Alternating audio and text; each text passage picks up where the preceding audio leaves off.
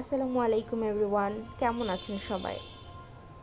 আলহামদুলিল্লাহ, আল্লাহর রহমতে আমিও অনেক ভালো আছি। তো আজকে আমি একটু পোলাও, মাংস আর আমার পছন্দের বেগুন ভাজা করে নিচ্ছি। তার কারণ হচ্ছে আজকে আমার মনটা খুবই ভালো।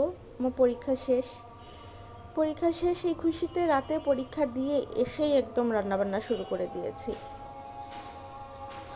তো এই তো আজকে আবার শ্বশুরবাড়ি যাব, ব্যাগ ট্যাগ গুছালাম। কি একটা অবস্থা আমাদের মেয়েদের, তাই না? সামনে ঈদ, অথচ নিজের মার কাছে না গিয়ে শ্বশুরবাড়িতে যেতে হয়। এটাই মেয়েদের লাইফ, কিছু করার নেই, হাসি মুখে যেতে হবে। ঈদ করে তারপর নিজের বাড়িতে যেতে হবে, এটা নাকি দায়িত্ব।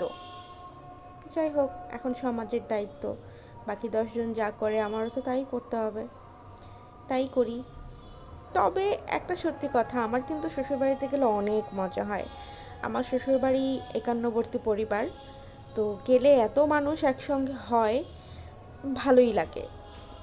ওখানে গেলে দেখা গেছে বাসার কথা খুব একটা সত্যি বলতে ওরকম মনে পড়েও না, তার কারণ এত মানুষজন থাকে, গল্প আড্ডার মধ্যে না কিভাবে জানি দিন চলে যায়। তো এই তো রান্নাবান্না করে নিচ্ছি, ব্যাগ গুছিয়ে নিয়েছি। এই পাশের চুলায় আমি মাংস রান্না করছিলাম।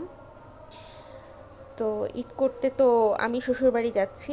আপনারা কে কোথায় ঈদ করবেন কমেন্টে কিন্তু অবশ্যই জানাবেন। আর মা বাবাকে তো সবসময় মিস করা হয়। শ্বশুরবাড়ি গিয়ে